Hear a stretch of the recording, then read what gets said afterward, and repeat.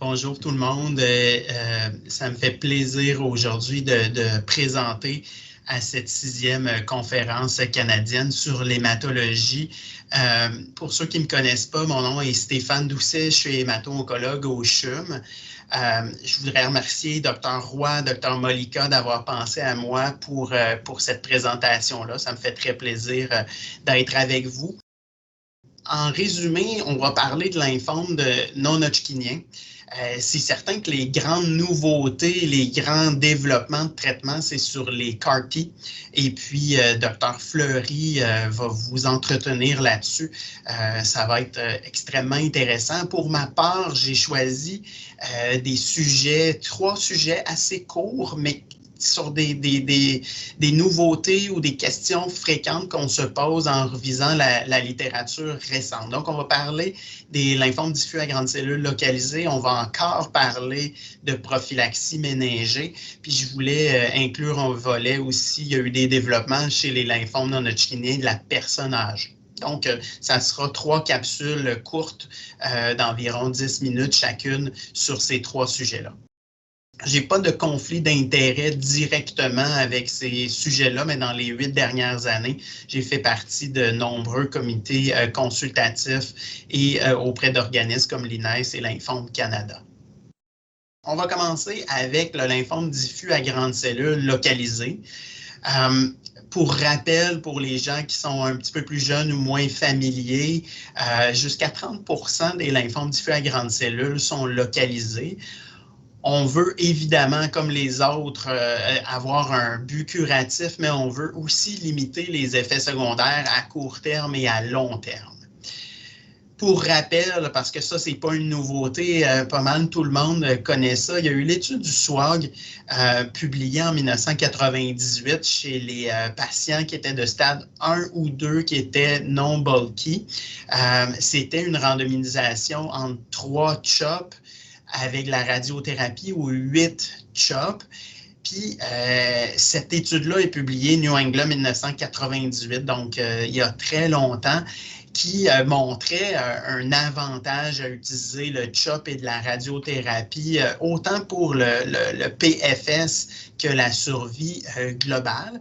Par contre, cette étude-là a été réanalysée quelques années plus tard et l'abstract à l'ASH en 2001, qui à ma connaissance n'est pas publié, montrait que les données de survie, là, quand on avait un plus long suivi, étaient identiques. Donc, l'option de 3 CHOP avec la radiothérapie a été une très bonne option, pas nécessairement supérieure, mais en tout cas autant intéressante en réduisant le nombre de cycles.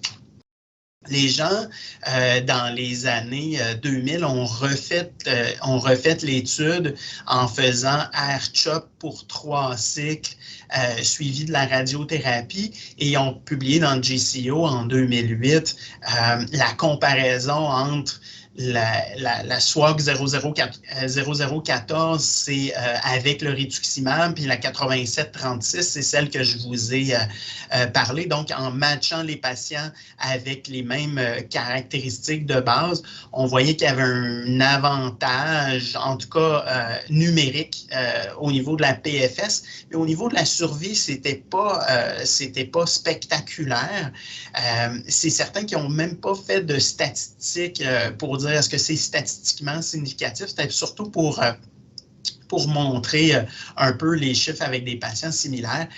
C'est aussi certain, autant dans la SWOG 8736 puis 0014, on a passé à travers des changements dans les classifications des lymphomes. Là, c'est avant la classification du WHO.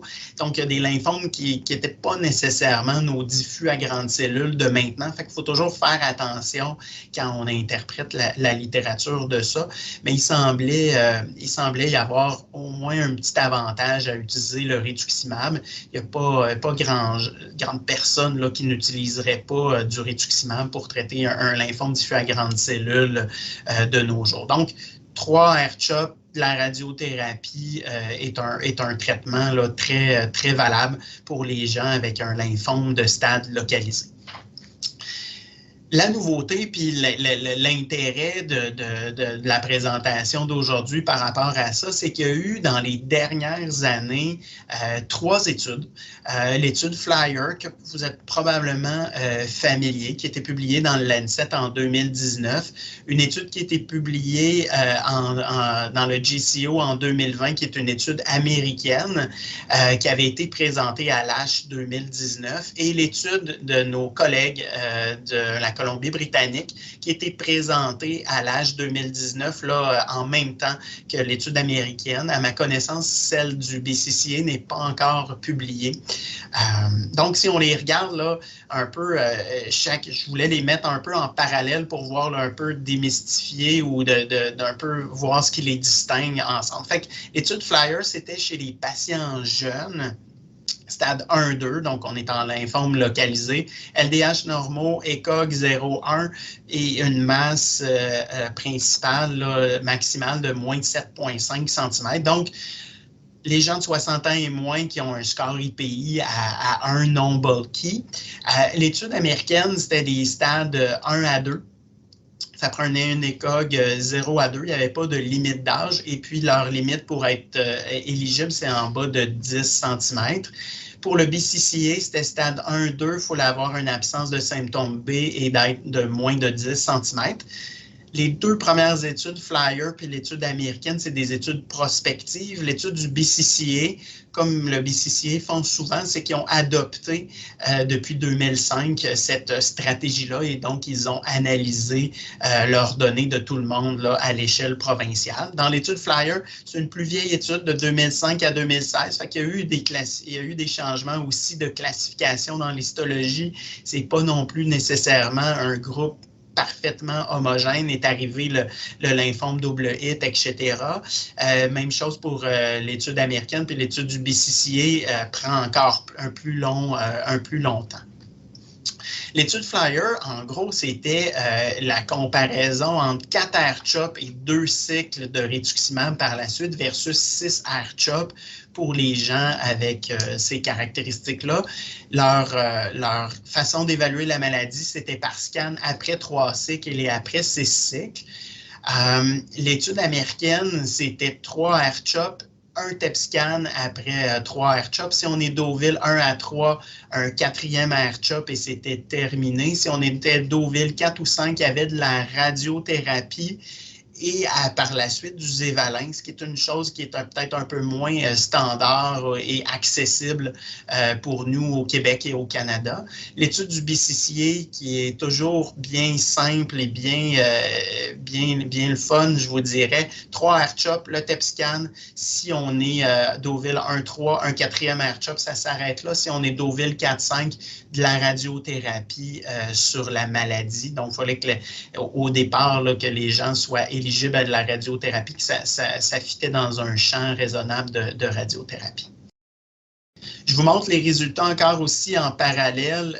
La PFS ou le time to progression, 94% dans l'étude Flyers à 5 ans, 87% dans l'étude américaine.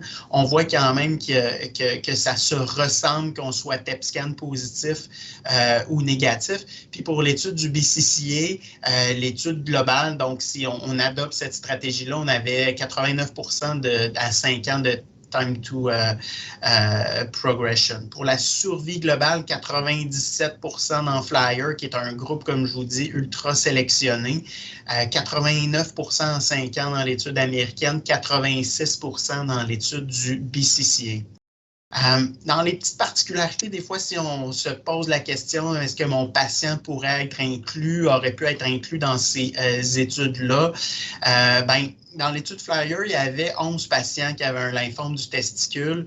86% étaient des vrais diffus à grandes cellules. Les autres, c'est des histologies un peu plus différentes. On excluait les VIH. Dans l'étude américaine, on avait 3% de double hit. On excluait les VIH, les primaires médiastinaux, les PTLD.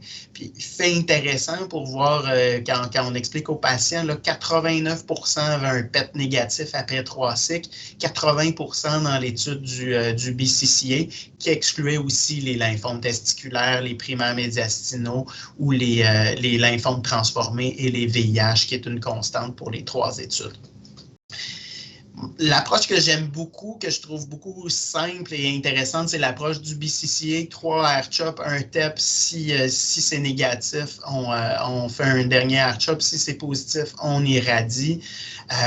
Si on prenait les patients qui étaient éligibles à Flyer, donc le graphique de droite, on voit qu'il y a 15% qui avaient un TEP positif, mais il n'y en a aucun qui a progressé en faisant de la radiothérapie. Donc, si on est un patient jeune, petite maladie, IPI à 0, on a vraiment des excellents résultats. Pour les autres patients donc, qui n'auraient pas été éligibles à Flyers, qui est la majorité des patients, là, 228 sur un peu plus de 300, on a un time to progression à 5 ans de 88% sans progression, 75% si on a un TEP positif.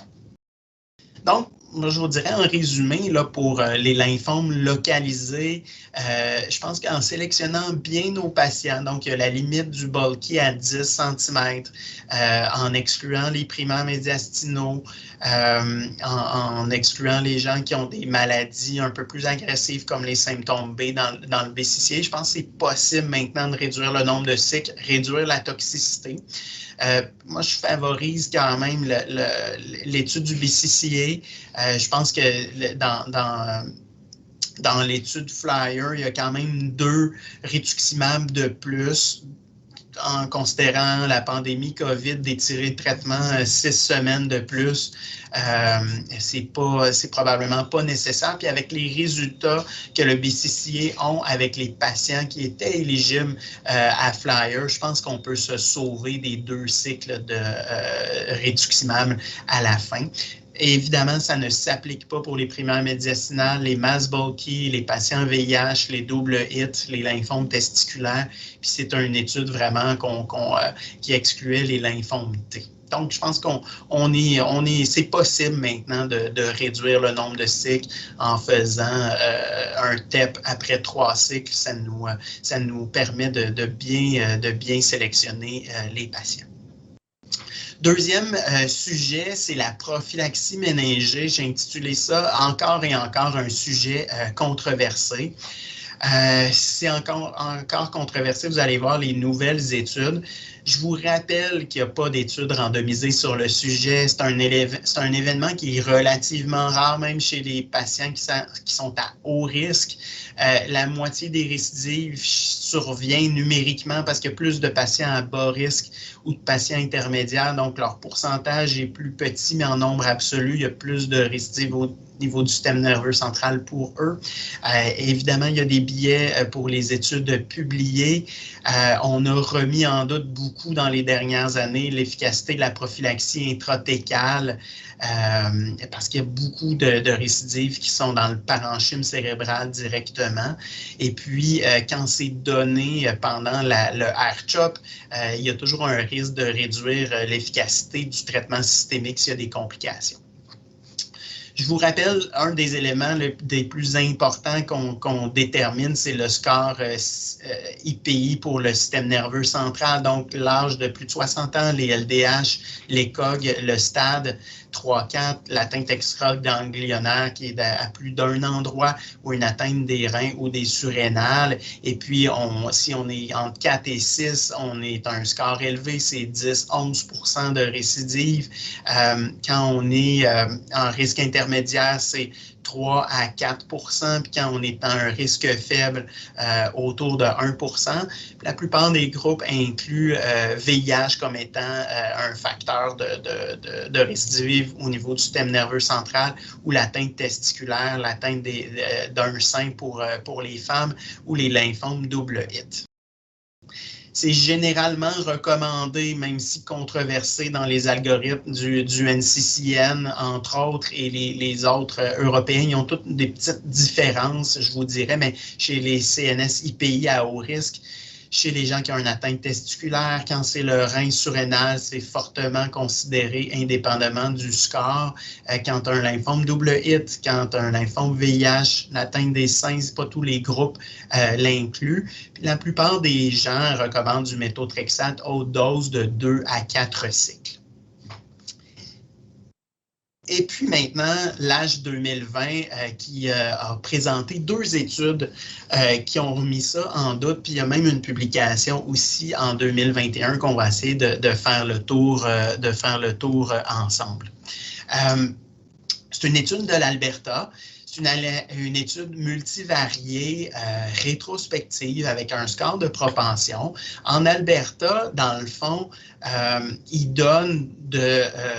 vise de donner 3 doses de méthotrexate, 3,5 grammes par mètre carré pour les CNS IPI élevés chez les double hits et chez les lymphomes testiculaires. Donc, ce qu'ils ont fait, ils ont retrouvé dans leurs patients, 326 patients qui, selon leur algorithme, auraient dû recevoir de la prophylaxie méningée ou du système nerveux central avec du méthotrexate à haute dose.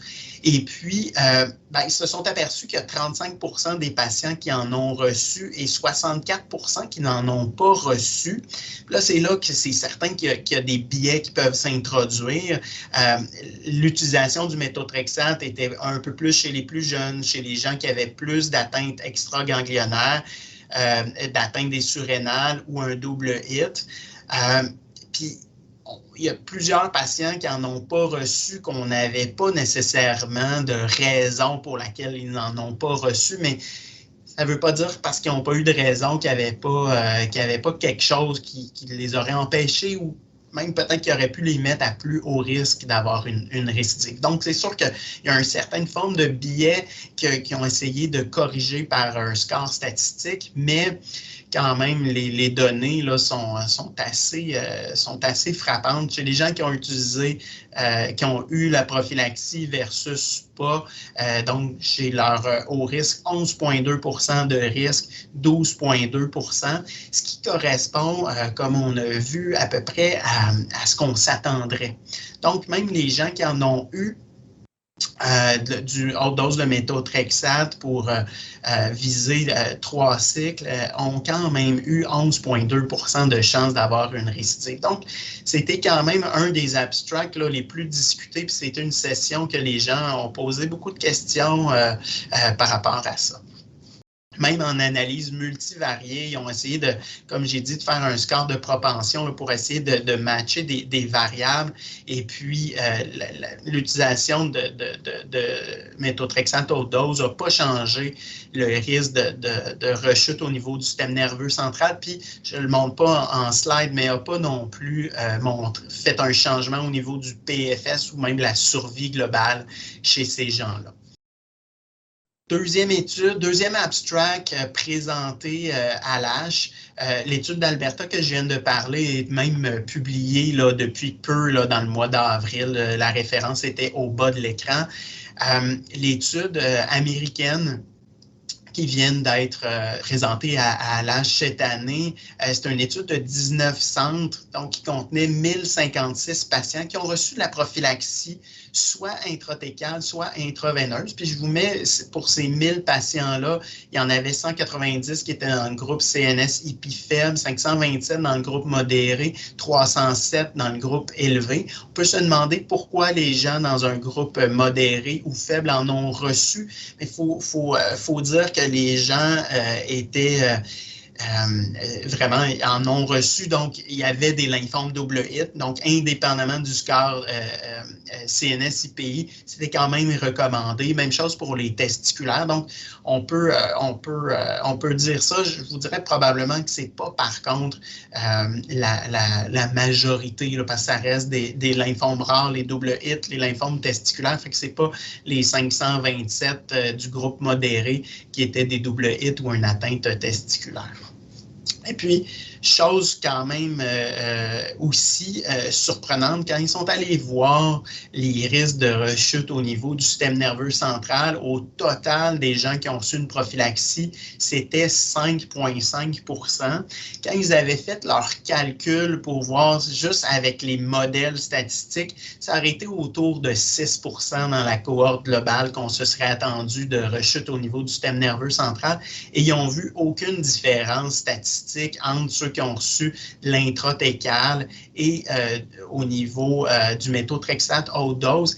Et ça, en faisant, encore une fois, des analyses statistiques, ils ont essayé de voir pour les gens qui auraient été éligibles autant au méthotrexate haute dose qu'à l'intratécal. Fait qu'ils ont ajusté les gens trop âgés, ils les ont enlevés pour vraiment matcher ça. Dans le fond, malgré tout, on voit que c'est un risque similaire. C'est certain que c'est une étude, encore une fois, rétrospective qui est sujette à beaucoup de biais, mais quand même, on ne dirait pas que le méthotrexate haute dose en prévention dans cette étude-là, encore une fois, était spectaculairement efficace. Et ça continue en 2021, une étude qui vient tout juste d'être publiée, une étude coréenne qui, chez les gens qui avaient un CNS-EP élevé ou qui avaient un site à haut risque comme une atteinte épidurale, les sinus paranasaux, le testiculaire, l'atteinte des reins surrénales ou seins, ou chez les VIH positifs, ou chez les double hits, ou chez les doubles expresseurs, qui sont un petit peu moins évidents, qui ont un si haut risque au niveau d'atteinte du système nerveux central, mais avec un score IPI à 2 pour les doubles expresseurs. Et puis, pour les gens qui étaient fit, pour recevoir du méthotrexate haute dose, on les a séparés entre les gens que c'était l'intention au départ de faire du méthotrexate haute dose contre les gens que ce n'était pas l'intention au départ. Il y en a 114, il y en a 14 sur les 128 qui n'ont pas été traités pour différentes raisons, mais c'est surtout des gens qui n'étaient pas en réponse complète. Puis dans cette étude-là, on faisait l'étude coréenne, c'était 3 à 3,5 grammes par mètre carré pour 2 à 3 doses, soit au jour 15 aux 2 cycles, qui est un peu la méthode du BCCA pour le faire, ou à la toute fin. Dans l'étude coréenne, les gens qu'on avait l'intention, donc les gens à haut risque, on avait l'intention de leur faire du méthotrexate à haute dose, comparé aux gens qu'on n'avait pas l'intention au départ de le faire. Vous voyez les rechutes au niveau du système nerveux central. Au total, là, après 3 ans, c'est autour de 13-14 %, peu importe qu'on en ait donné ou pas. Même chose pour la PFS, même chose pour la survie globale. Puis dans le bas de l'écran, évidemment, il y a eu plus de toxicité, des mucites, des ALT élevés de grade 3 et plus, l'augmentation de la créatinine. Ils ont fait, eux aussi, toutes sortes d'analyses statistiques, une analyse multivariée, un appariement du score de propension, une analyse statistique que je ne connaissais pas, qui est une pondération inverse sur les probabilités d'être traités. Donc, pour essayer de voir, est-ce que les caractéristiques des patients qu'on n'avait pas l'intention de traiter versus ceux qu'on avait l'intention de traiter, si on les match pour tout ça, puis avec tous ces scores-là, ça ne faisait pas de différence. L'autre question, si on décide malgré tout d'en donner, une étude rétrospective là, de l'année passée de la Grande-Bretagne, 334 patients qu'on a regardé si on donne le méthotrexate pendant les R-CHOP ou à la fin. Et puis, on voit qu'en utilisant, c'est rétrospectif encore une fois, mais en utilisant le méthotrexate pendant les R-CHOP, il y avait plus de délai dans nos R-CHOP. Surtout si c'était donné après le jour 10. Si on donnait un peu le méthotrexate haute dose avec le R-CHOP dans la veille du R-CHOP ou dans les premiers jours, il y avait moins de délai de dose. Puis au final, il n'y a pas plus de différence de récidive au niveau du système nerveux central, de la PFS ou de la survie. Donc, je pense, avec cette étude-là, puis avec nos craintes, ça conforte les gens de faire le méthotrexate à la fin si on veut en faire. Il ne faut pas attendre trop longtemps. On sait que c'est un événement précoce, mais c'est mieux de le faire à la fin. Donc, si on revient, c'est une étude, des études avec des biais de nature rétrospective, même s'ils ne sont pas parfaits, il y a un potentiel de changement de pratique. J'ai mis un éditorial là, dans un sur le site de l'H. Quand on voit ça, il n'y a pas d'autres données de meilleure qualité. On peut soit arrêter d'en faire, on peut soit en donner plus ou donner une prophylaxie différente. Mais on n'a pas tant d'études pour le prouver, où on continue la même chose. L'expert en lymphome de la Grande-Bretagne dit moi, je pense que les gens vont continuer de faire la même chose. Je vous dirais quand même, ça jette un peu une douche froide là, au méthotrexate à haute dose. Moi, je vous dirais les gens qui sont double hit, les gens qui sont avec un lymphome testiculaire, je pense qu'on va continuer de leur proposer parce que c'est probablement des gens qui sont ultra haut risque. Sinon, ça va être une discussion très en détail, je crois, avec les patients pour leur parler de ça, là, de l'incertitude du bénéfice. Troisième sujet, je vais y aller un peu plus vite parce que le temps manque. Le lymphome diffus à grande cellule des personnes âgées. Je vous rappelle que l'étude de Coiffier, R-CHOP versus CHOP, c'était des patients de 60 à 80 ans. Malgré que c'est très fréquent des lymphomes diffus à grande cellule passés 75 ans, on a peu de données. On n'a pas d'études vraiment randomisées. Il y a les comorbidités, les syndromes gériatriques, l'atteinte cardiaque qui est plus fréquente chez les gens âgés, l'insuffisance rénale, les dysfonctions hépatiques. Ce qui est recommandé dans la littérature, R-mini-CHOP, R-GEMOX, R-COP, gemcitabine, COP, rituximab seul. Un des trucs qui était à l'âge 2019 et qui est tout récemment publié, c'est le groupe italien. Ils ont sorti un score Elderly Prognostic Index, donc le EPI, en évaluant les gens. Donc, ils ont inclus les gens de 65 ans et plus avec un lymphome diffus à grande cellule de novo. Ils les ont classés en 3 catégories. Les gens fit, les gens unfit, puis les gens fragiles. Et puis, dépendamment de l'âge, dépendamment de les AVQ, les AVD et le score SIRS gériatrique. Donc, c'est un petit peu compliqué de savoir où est-ce que le patient se situe, mais quand on a le tableau, puis dans leur étude, c'était un score qui était possible à faire sur le web. Donc, ils disaient que c'était faisable en moins de 10 minutes dans le bureau, ce que j'en doute, peut-être avec de l'habitude. Et puis, ils ont regardé la survie globale de ces gens-là. Puis, ils ont regardé est-ce que les gens ont reçu pleine dose d'anthracycline, une dose intermédiaire, donc moins de 70% ou pas d'anthracycline. Et puis, ils ont fait un score EPI. Donc, l'EPI, c'est de savoir ton patient, est-ce qu'il est fit, unfit ou frail selon le tableau que je vous ai dit. Le score IPI en tant que tel, puis l'hémoglobine basse. Et puis, on voyait quand même qu'il était quand même assez capable de départager la survie globale.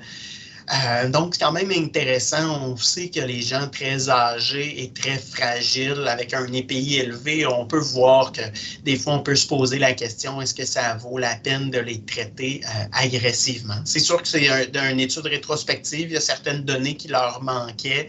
Il y a des variables socio-économiques. Moi, je pense que ça ne remplace pas, quand on a un doute, une évaluation onco-gériatrique. Deuxième étude que je voulais vous parler, c'est le R-mini-CHOP. C'est publié aussi très récemment dans JCO au mois d'avril, il y a à peine 2 semaines. C'est l'étude senior. C'est une étude de phase 3 ouverte du groupe LISA. Donc, ils ont eu l'audace de randomiser des gens de 80 ans ou plus avec un ECOG de 0 à 2, un IPI 1 ou plus, une clairance de la créatinine à plus de 40 ml minute. Ils ont fait une préphase de vincristine et prénisolone. Et puis, c'est quelque chose qui ressort beaucoup en littérature gériatrique. C'est quelque chose qui ressort beaucoup en littérature gériatrique, l'importance de la préphase. Surtout avec la prénisone à vincristine, c'est un peu moins évident.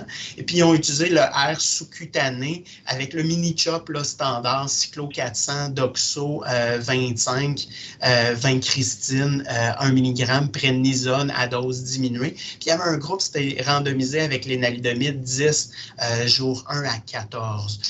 Tout le monde avait du GCSF, puis on recommandait une prophylaxie PPJ.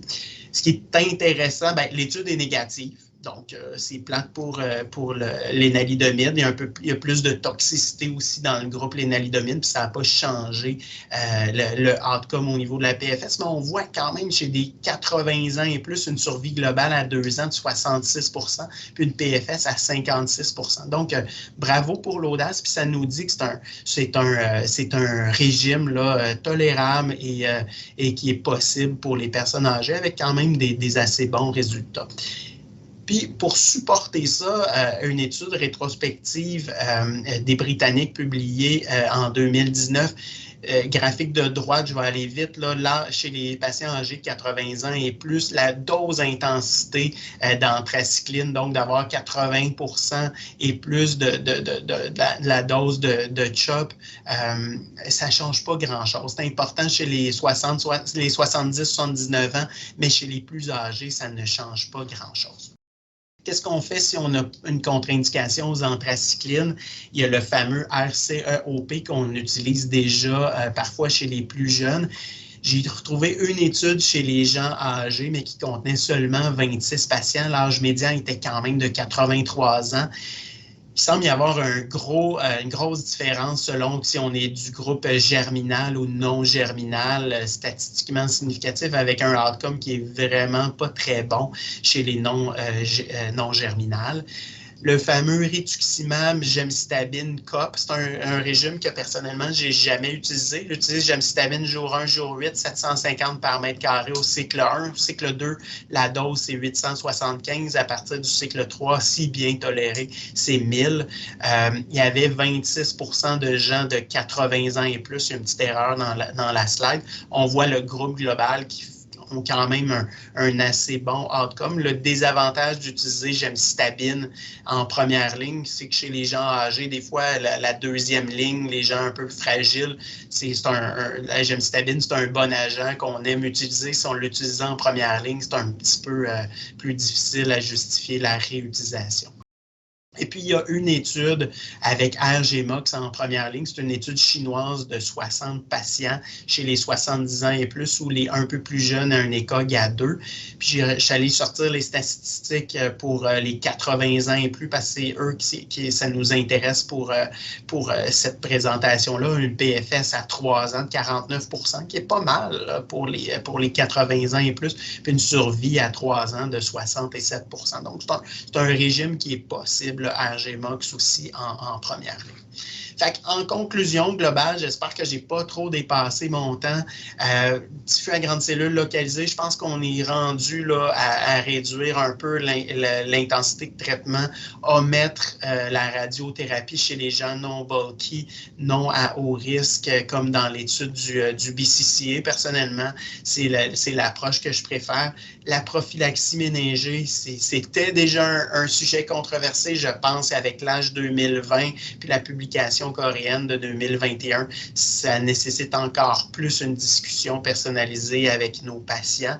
Puis chez les gens âgés, moi, je suis quand même impressionné par l'utilité puis les résultats du R mini-chop. C'est certain qu'il y a quelqu'un qui est âgé, qui est en très, très, très, très bonne forme. On peut donner une dose un peu plus grande de chimio. Ça peut être un R-CHOP full dose, mais on voit que l'intensité des anthracyclines et puis de la cyclo là, chez les gens plus de 80 ans et plus, c'est peut-être pas aussi important que chez les plus jeunes. Donc, je vous souhaite une belle fin de congrès.